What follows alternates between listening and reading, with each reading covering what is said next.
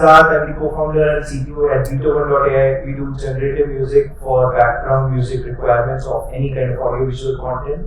So if you're creating videos, podcasts, games, anything, definitely need background music to enhance the overall feel and vibe of the content. And that's where we come in. The current solutions that are out there are usually twofold. One is either to hire a music composer, which can be expensive or time consuming. And as you all know, algorithms basically reward very, very frequent posting of content, and hence they don't usually have the time to go to a music producer or even the budgets, because the reward is also very small per video. So they usually tend to go to these stock music libraries. You definitely cannot use any kind of copyrighted music, else YouTube will flag it, your video will be taken out, and hence where we come in, we are trying to fill in the gap between the very, very creative music producers versus very non-creative solutions, which is a stock music library, which is like a static content. You cannot customize it, you cannot, searching is very, very difficult. So that's where Beethoven provides a solution for. Today we'll be talking about the evolving landscape of the music creation itself. So I'll first deep dive into a bit of the background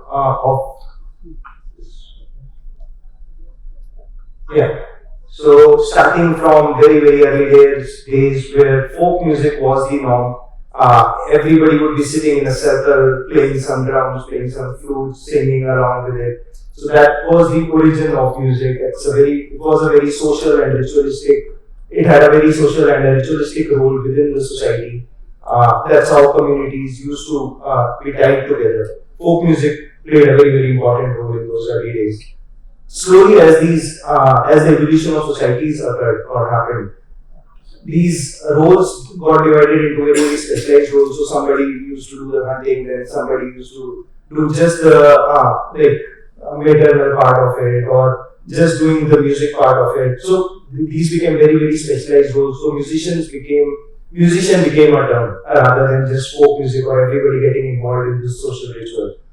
And slowly, as times evolved with the advent of church and more organized music groups, the development of notation systems happened, wherein earlier it used to be just an oral tradition, you used to sing songs, and that's how folk music usually evolved. Right? So through centuries, these same tunes were handed down to the next generation, and then they use their own lyrics, own social, cultural context, add to this piece of folk music, and that's how it evolved. With the development of notation systems, basically that helped in others imitating or be able to learn those pieces, creation of repertoires, creation of more advanced instruments basically. So you have a piano, other person also has a piano. He can then look at some sheet music or some form of notated music and then can play the same tunes that the other person can. So these standardized instruments came into being. Then the next big evolution was the advent of recording music. So before recording, what used to happen was there used to be a composer and an orchestra. So for listening to any piece of music, you had to go to a live event, experience the whole thing, and that's how the music used to flow. With the advent of recording, now you could listen to it in the comfort of your home. How it impacted the music creation. Essentially now, with recording equipment, you could edit slightly. You need not be in the moment. Whatever mistakes happen, you can just erase them and maybe re-record it. And you can also record slightly more complex compositions now. Since you have a recording, you could do multi-tape recordings and have like guitar played separately to the vocal singer, let's say. It helped in spreading the music across amalgamation of different cultures. So starting from folk music, which used to be very, very contextual to your community, to your local setting. With notation systems, it spread still within your community, but slightly farther away. With recorded music, it could go on like through the globe, through radio technologies, through TV, and all of this. And that evolved into the commoditization of the music. Basically, now people have started earning from this piece of music because now you have a radio performance, so you start earning through those mediums, and that resulted in the commoditization of this music. Another big change that happened in the last century is the analog to digital change. And so earlier, what was the recording medium was a physical tape, and as soon as you remove that physical tape, you can be careless around like how many times you record. Similar to analog versus digital camera, as long as you had those films, you were very careful with what you are picturing. What's the composition of that particular frame is. Similarly, in music, the editing was very expensive.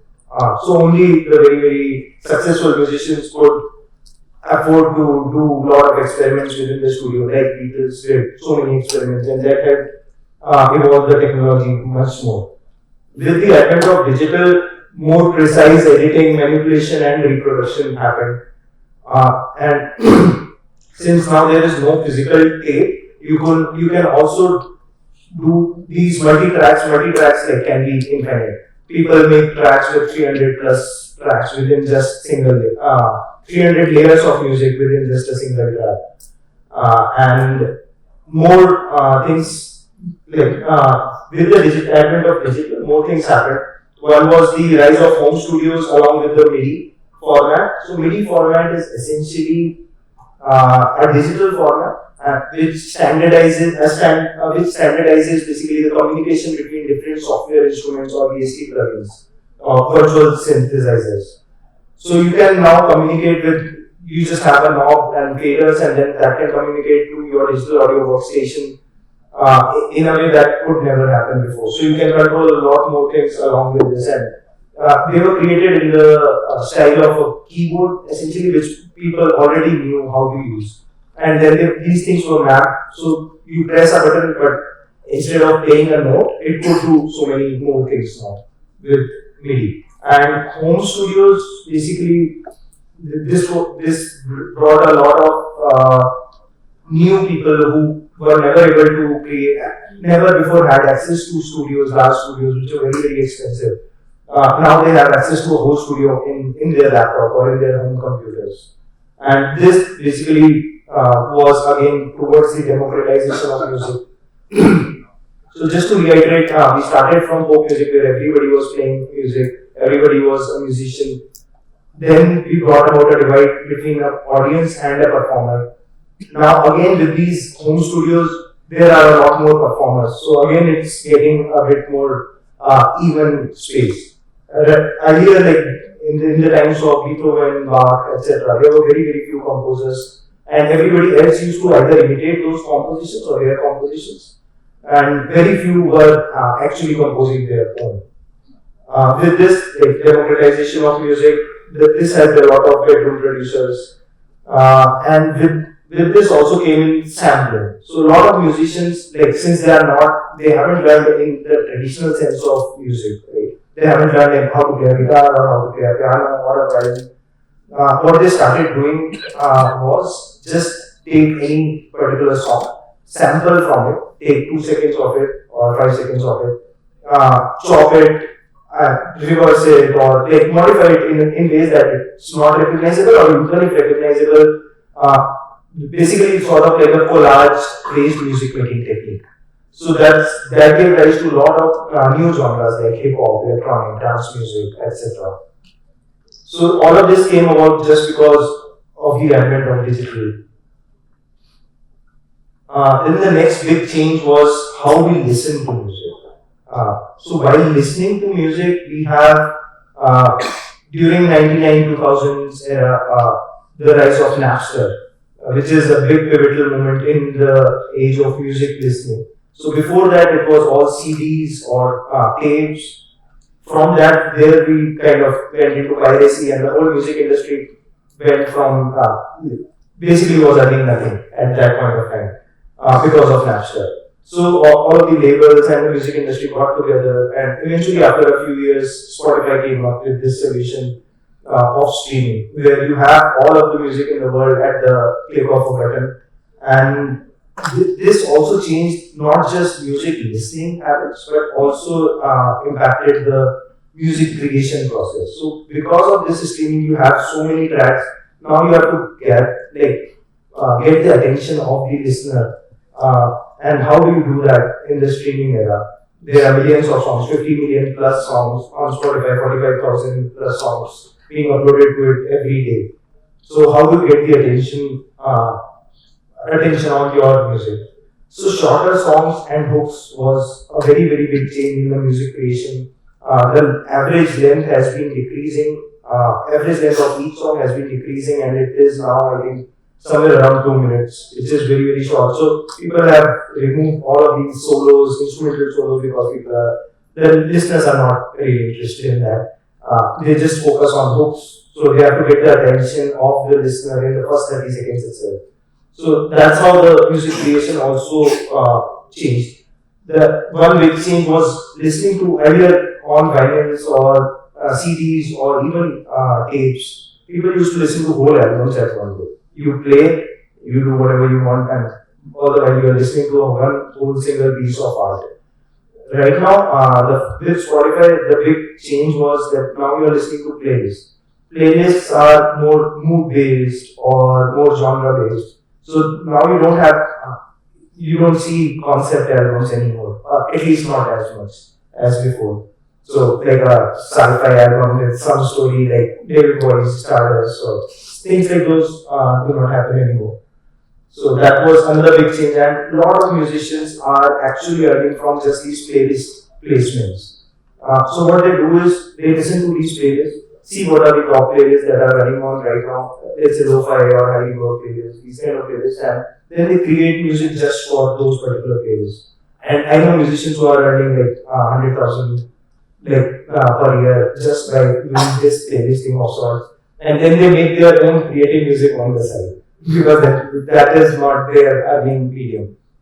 And also these, of course, you are always relying on the recommendation algorithms to be able to get to the at least to reach to the listener. Grabbing their attention is something that you can control, but reaching out to these listeners is not something that you can control, at least on the streaming platforms. So that's where social media becomes very very important. So along with music creation, you also these musicians are essentially like small entrepreneurs right now. So they have to do their own marketing. They have to figure out how do I get viral at least, or how do I get trending within these videos. So TikTok is the place that the labels fear the most, music labels fear the most, because that's where the music is getting trending first. And based on those, then they come to the streaming platforms and then listen to those particular tracks. That's how the trend has been lately. And these algorithms essentially reward frequency over creativity because that's what their source of income is. So TikTok will only reward if you are bringing in more engagement.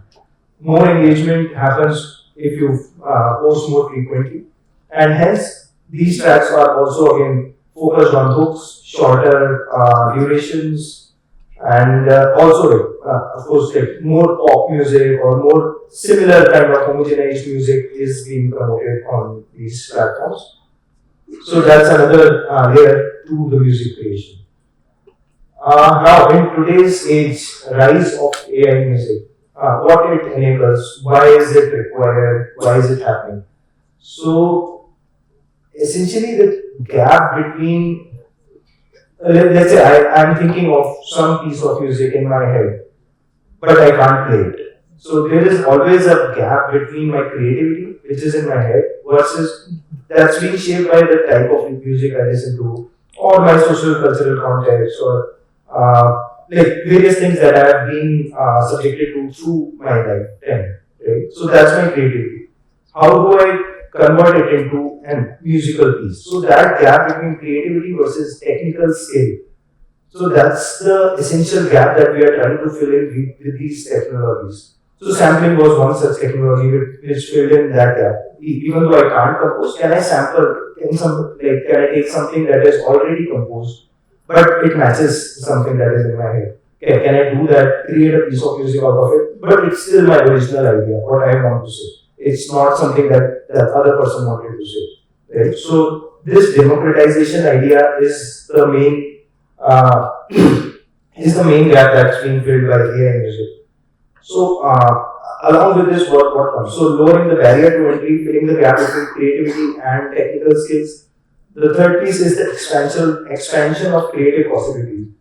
Uh, so, imagine I am working on a video which is set in Egypt, but I don't know how to play Egyptian music, or like I don't even have any idea. Let's say it's set 100 years in the past. I don't know what kind of music was used to be there. So either I go to a music composer who does know all of this, or myself, let's say if I'm a music composer, I listen to hundreds of those recordings and synthesize like what are the common patterns, etc. Or I go to this AI, get some ideas, inspirations directly from here, because it can already do that for you. It can already research the whole of that and give you some synthesized or basic ideas which I can then build upon. So expansion of creative possibilities, I can mix African music with Indian music.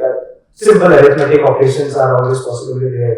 So I can add a cat to a dog. I can subtract mustaches from whatever, like a person, and or I can convert it into something else, style transfers. All of these things are always possible with AI music. So like wave one of AI music is definitely, since we are also doing text to music at Beethoven, from the prompts that we have analyzed, it's mostly these arithmetic operations that people are trying to do. But beyond this, there are so many things. If you allow, right now, most of at least the AI music tools, they allow just single click generations. So you type in a text prompt, you click a button, generate, and it generates something. So this reduces a lot of possibilities, because our creativity is not in terms of just text or just arithmetic operations. Because the text box is limiting in a way, I can only type in so much. I cannot play around with what's happening within this neural network or within this model itself. I would love to play around, go inside it, make some perturbations within those. Let's say it's an encoder decoder model again, as other domains. So within the encoder, if I go into this vector space, I want to point out, let's say, just jazz music. But now I want to do arithmetic operations within this space and not at the input level. So can I do that? None of the AI tools allow it to be done as of now. Then how does it help essentially? So this is why it is required. How does it help? It helps in streamlining the composition process. So there are tools to do automatic mixing, automatic mastering. These are all specialized jobs within the overall music production pipeline. So those can be done, giving me ideas on melodies, or let's say I have a musical idea, I can hum it. Can it create a whole song out of it? So things like those are definitely very useful for a lot of people. Some of the concerns that are there are, of course, ethical and creative concerns. So right now, at two levels, copyright only works at the output level. So if your output matches something that has existed before, it will be flagged as a copyright violation.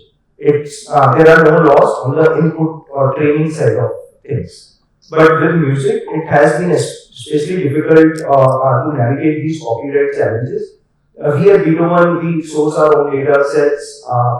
We work directly with independent artists we basically commission them to create music just for us. And hence we own all of the data and henceforth the output of it.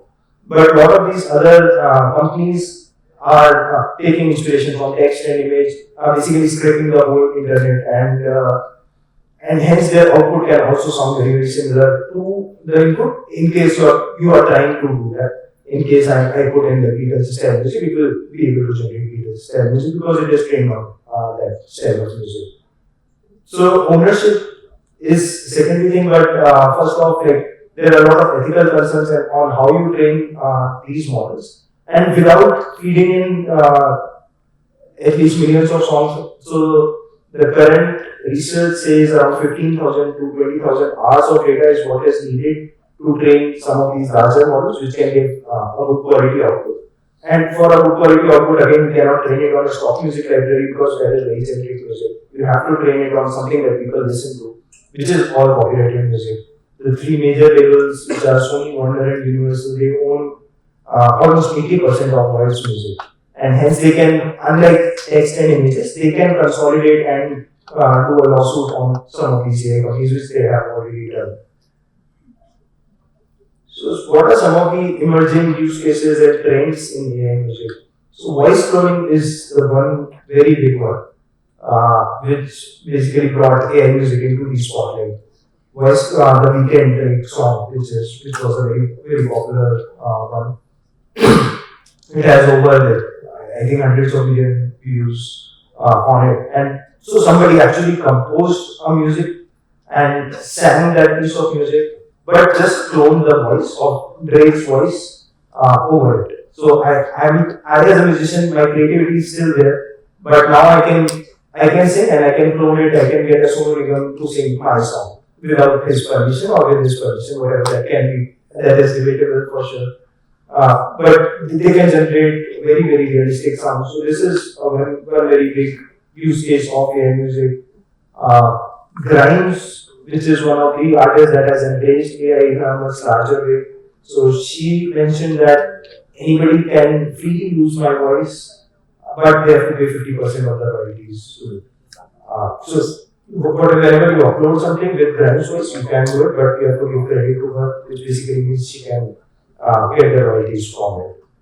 So this is one very big thing, and people are also licensing their voice. There are platforms where I can license my voice, similar to Level Labs or something where I can do it for voiceovers. I can also do it for music. So if I'm a singer, my voice is famous, so there I can do it. Rahman did one song with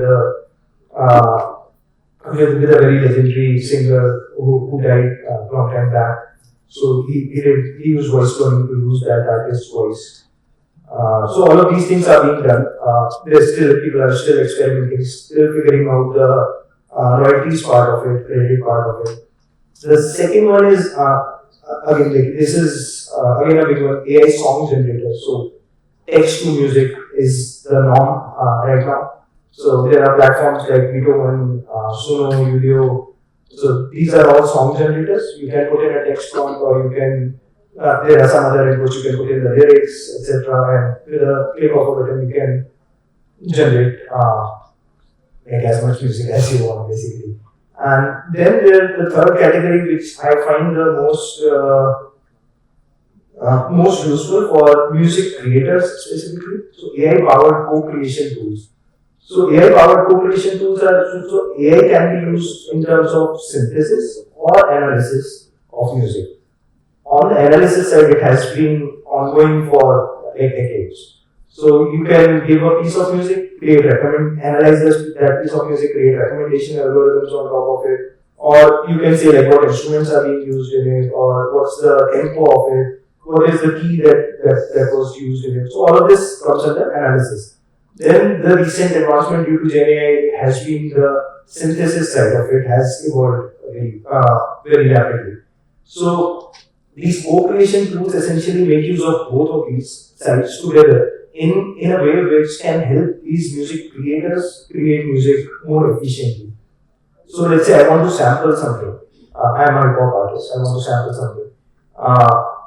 So I listen to a song, but I just like the drums part of it. So I just want to sample that. So there are source separation tools based on AI, which can separate out all of these layers, so vocal, instruments, drums, etc. I can just use that. So things like those. Then let's say again I have a melodic idea. But I don't know how to sing that well. So maybe I can use something like auto tune to just pitch shift it. But maybe I don't even like the melody that much, but I like the general idea of it. So there are AI tools to enhance the overall melody. Maybe I like it in a low-fi or high reverb kind of way, but I don't know how to mix it or things like those. So all of this can be automated. So with the general creative idea, how can I reach my final output as quickly as possible? It's still my own creative idea, but can it help me co-create it? So some chord progression ideas, let's say I have a 10-second thing that is ready, but I don't know how to proceed with it. Or I have two distinct melodic ideas, I don't know how to marry them. So all of these gaps which are still being filled in by some of these AI-powered creation tools. Uh, as I mentioned, like right now, text is the only modality that we use to create these pieces of music. We have been experimenting on these multimodal forms of music creation. So video to music, text to music, audio to music. I'll just play some of these demos. This one, a silent video was fed into the model and it spit it out and understood the music and spit it out this piece of music.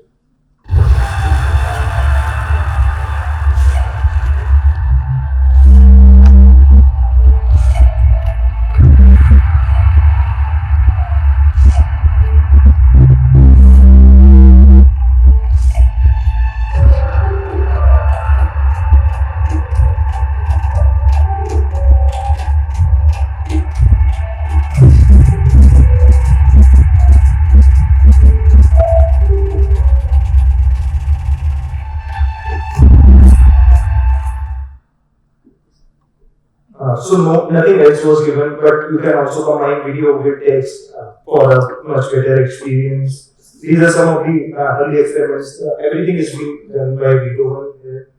This is an example of text to audio.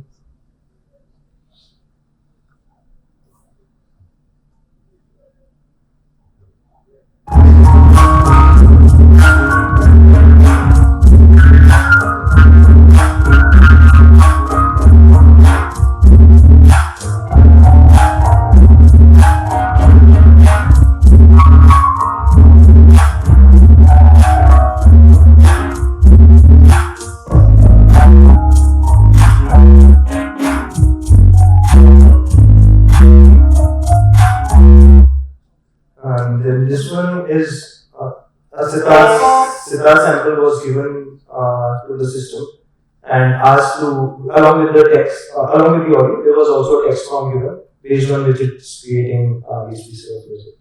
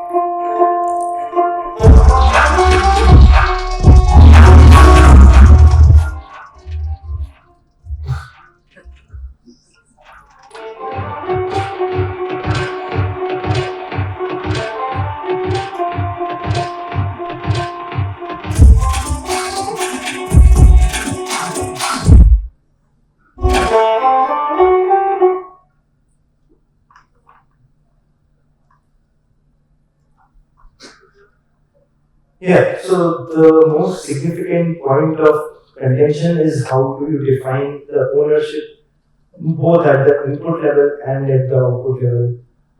Right now, the companies who are scraping all copyrighted music, they are arguing against fair use because they say that they modify it appropriately, they modify it enough and they are using it for a different use case, which I don't think is correct, but that's just my opinion. And how do you define ownership of the output? So it's basically right now all of these tools are not giving any advanced controls where there is sufficient evidence of me as a user of this tool providing any such creative input apart from the text prompt, which arguably is not that much. So control versus creativity. So based on the type of control that they give, and based on how much creativity I have added to this tool, apart from writing the prompt, which is, or even if I am writing a prompt, how descriptive it is. Like if it's just hip hop music and I like compose, maybe I'm not that creative. But if I use like I need a sitar sound in this way, along with a hip hop track, along with like lot many things. Even if the only control is text, but I'm still giving in a lot of my creative input to it. Then can I own the music piece? Right now the laws are definitely not clear on this. But typically it's said that like around 50 to 60% creative input if you have given, so then you can own the music. But still, a lot of lawsuits are there out there which will define how this this industry will be shaped. And so, what gap can AI fill in? So, till now, so these are four quadrants I've taken from one video, and they explain it in a very nice way. So, inspired and not paid. This is most music. So let's say I as a musician or I as a composer compose something, but over my lifetime I have been influenced by so many people or inspired by so many people. But I don't necessarily need to pay them because I'm not using their pieces of music. It's just that I got inspired from their music. I cannot definitely start from scratch as in terms of my influences. Of course, I have heard so much music. I know what hip hop is. I know what jazz is, and that's most music of today. Inspired and not paid. Then the second one is copying and paid. So there are already copyright laws that protect that particular quadrant. So sampling. For sampling, if I sample somebody's song, I have to give credit to them. So there are all existing laws which came in after the advent of digital era. So if I'm using sampling, I need to pay the particular, at least give credit, and then the royalty society will take care of how to distribute the royalties among them. Interpolation is a term which basically says I'm using somebody's melody, but I'm interpolating it enough so that it's not recognizable anymore, but you can still hear it. So in those cases, I don't need to pay. It's a very, very gray area. A lot of these famous pop stars like Ed Sheeran case, Dua Lipa case fall in this particular category, interpolation. So they don't give credits to the original artist usually, but and of course, hence they don't pay them anything. Cover song. So cover song, again, I have to give credit that this is the original song, and they henceforth they can get royalties. So on Spotify these days, you might have seen like high reverb version, lo-fi version. So all of these are all cover songs. So I need to give credit to the original writer, songwriter, or whoever owns the master of it, and then they get paid. Voice cloning, which is AI, also falls in this particular category, similar to the Grimes example I said. So if you are using their voice with their authorization, they can get paid essentially. So you give credit to them that this is their voice, even though they have not directly performed on this particular track, but it's their voice that I'm using. Then copying and not paying, this is essentially what our copyright laws are meant to protect from. So I'm copying, but I'm not giving any kind of credit or not paying the original authors. So that's again mostly a bunch of lawsuits that happen over time. That have happened over time. So there are a lot of precedents in these cases.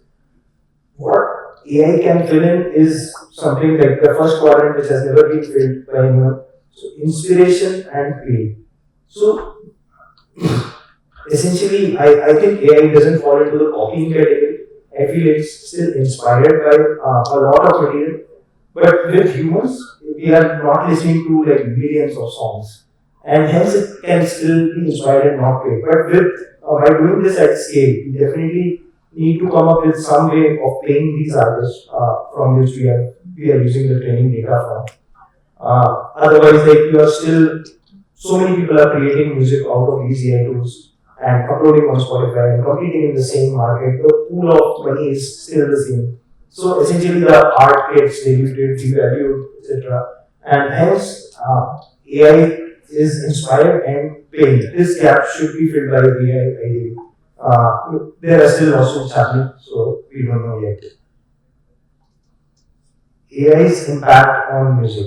So I feel co-creation tools are much more important, at least in the music creation space. There are some use cases where definitely one-click generation is useful, like video creation, or I as a video editor or a director of a film, I might be able to use sound effects or Foley sounds or some particular part of a film or a video production where I can use some of these tracks. Or for background listening, let's say I'm cooking, I just need like a playlist of sorts where I don't care who the artist is. I just need like a lo-fi thing for studying. So things like those can still definitely be one-click generation, but co-creation tools are the ones where which are most interesting and which I think like a lot of innovation hasn't happened yet, even with Suno, Uvio or Beethoven. So none of these tools basically have any sort of advanced user controls. So can you give editing on top of it, which is much more advanced?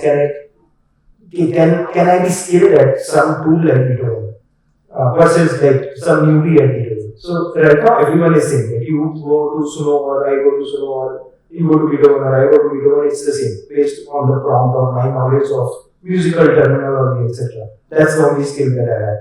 But with something like, let's say, Photoshop or DAWs like Ableton, where music people create music, so for it to become a tool, there has to be given enough control, and henceforth, I need to learn. There needs to be a ramp up in terms of skilling up in terms of these tools. That needs to still come in. It's still not there. So. So some of the concerns is homogenization of sound with these AI tools. So everything that is generated by Beethoven, let's say, please have some signature pattern, which also happened with autotune long time back. But then that became the sound of a generation.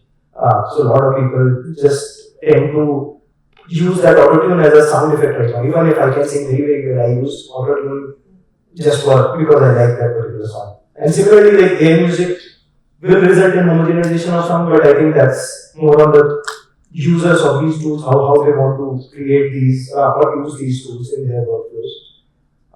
And of course, like copyrights is an ongoing debate, and we'll see how it shapes up. That's it. If you guys have any questions.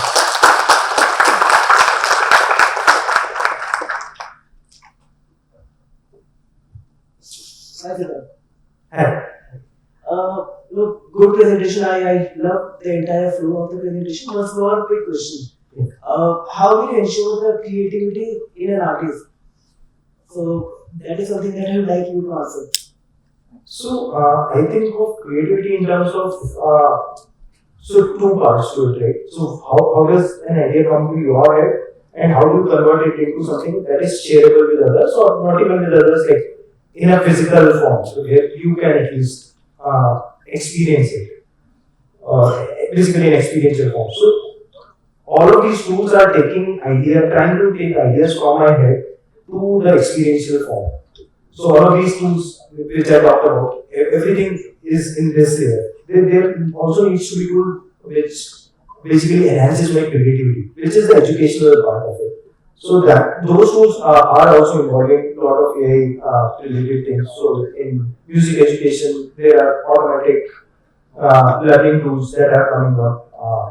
Also gamified tools like Guitar Hero, etc. Are there. But essentially, you have to expand your horizon by listening to so much music, as much music as you can. And of course, getting inspired by other musicians, other art forms, other daily social cultural things. That's where creativity comes from. I'm not the right person to answer this anyway. Hi, thank you so much for such an interesting talk. So, given the complexity of music creation software such as Ableton versus the ease of creating and just playing with music with I would compare this similar to how you have Photoshop for image editing and creation versus something like an Instagram filter. So my question to you is that just given how easy and convenient it is to use AI for music, where do you see this moving forward in which softwares that are exhaustive such as Ableton still have their place versus also the accessibility of AI to create music is also taking shape very like a storm, because we see how Photoshop and Instagram is kind of existing simultaneously. People use Instagram for photo filters like this nowadays versus my question to you is that we're still early with the AI music phase. So where do you see this moving forward, considering they'll be coexisting very closely in the future? Right. So I think Instagram filter is not synonymous with the music creation side of things. Clicking a photo is synonymous with Editing.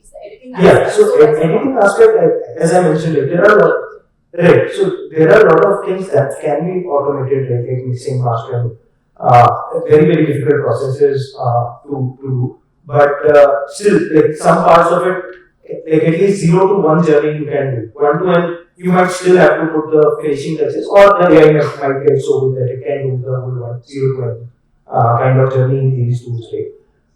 But my thinking is they need to still provide those advanced controls it could be within Ableton, not arguing that. So Ableton would do all the advanced AI tools, let's say, where you can go into the nitty-gritties of like equalizer of a piece of music, or you can still dive deeper if you want to.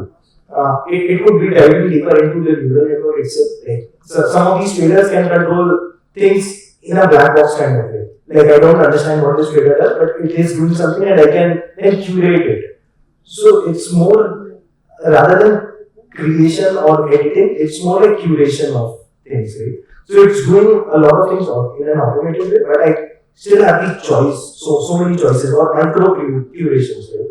So if I'm editing, let's say, a piece of music, just one note sound, or just a drum snare sound if I want to change, can you give me so many options based on my creative input? Like, I don't like this sound and I don't like it in this specific way. Okay, can you do it for me?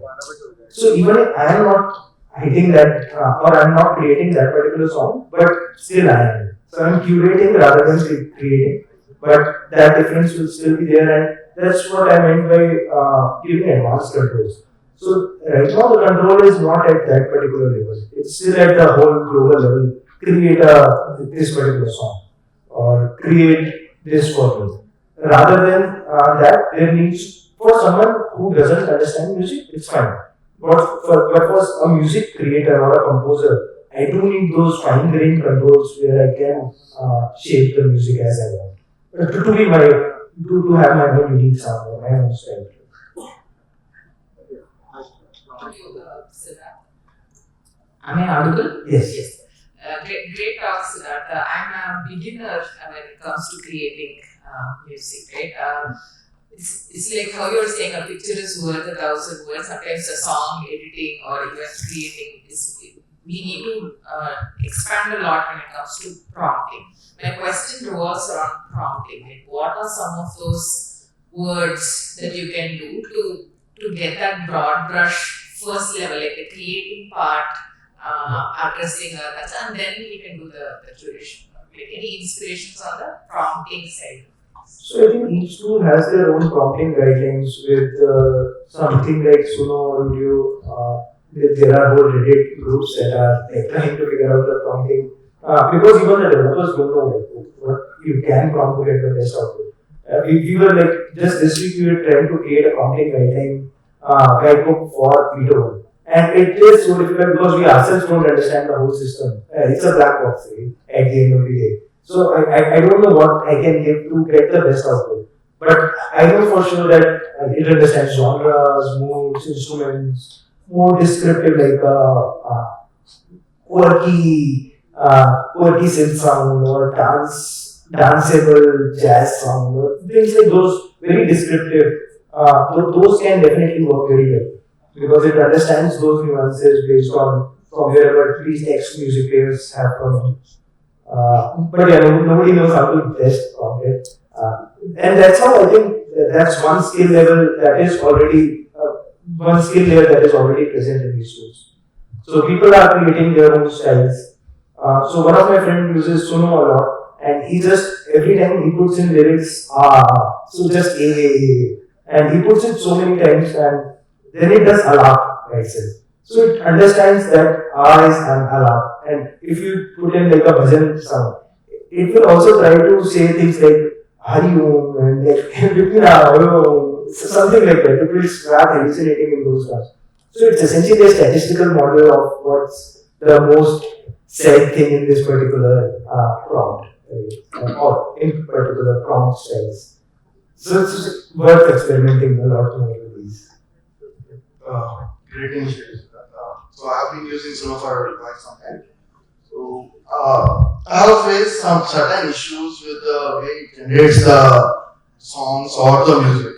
So the main issues I saw is towards the bass of the music it generates, right? So if I say, if I ask it to generate hip hop music, always go to capture the old school hip hop or certain tunes, right? Is there any way to mitigate this bass through certain fine tuning? Or right? So one more question continuing to this. So now I have been generating music for 2 months, 3 months, say. So is there any way the model fine tunes itself to generate the music like to my liking? right? So that I can upload some samples and then over the time it learns it. Right? Is there any way to do that? Yeah, for sure. I think all of these tools are trying to move towards that direction, creating your own unique style. So we are also coming up with a product called Augment, wherein you can. So this is for small catalog owners. So let's say you have like 10 songs or 20 songs or 40 songs, or maybe a micro label which has like 1,000 songs. So can you just input that and then create more in the style of that particular catalog? We are already working with a B2B client who has this kind of a catalog, and they are doing music for audiobooks for kids. So something like this is definitely possible, and companies are definitely thinking in along these lines. Okay, so one more question. And bias wise, like I think they are still a statistical model, right? At the end of the day. And so if you say hip hop music, it will definitely go back to the old school hip hop. But you can be as specific as you want. Like you can say Desi hip hop, and it will try to generate more Indian sounds too. Yeah, it tries to do that, but it still adopts. Yeah, because it has lesser data of this particular. Correct. The language is also an issue now. When I try to generate something in Hindi or Telugu or this, right? Yeah. So the vocals it generates is not so clear. Yeah. There's a lot of filtering or demassing. Is there any way to do it through that? I haven't seen that in the. So since these are not open source models, you cannot say what they're trained on or how to fine tune it. You cannot do it on your own because all of this is copyrighted music. They can still write lawsuits. You cannot. So it's very difficult unless some of these open source models come out in music. One more problem I face is so when we try to do this, write a radical lyrics, right? Try to generate a music. It is not avoiding it, it still generates it. Is there any way to mitigate this radicalization and all this stuff, right? So some sensitive topics I want to portray it and generate it. For lyrics condition model again, like if you don't know how it works, as in like behind the scenes how they have developed it. So I'm not sure. I'm not No, maybe from your two perspective, I give it lyrics. It just blindly generates a music out of the lyrics. Yes. Can you avoid, so if a radical topic is there in that music, can you avoid the certain terminologies to, tune around it? I think now some of these tools also have that negative prompting feature. So you can say like don't do this. Yeah, I think it's we can cancel concept. Sure. Yes. So I have more of a generic question and I'm not from a musical background. So I'd like to know if this is going to go to that level where in the future we start listening to music or songs generated by AI, like how we listen to, like how we have our favorite artists now. Is it going to grow to that level or what are your thoughts on this? So there are two types of listening habits that people have. So there is a background listening or passive listening, and there is a lean-in listening, where you are actually seeking some particular music and then listening to it.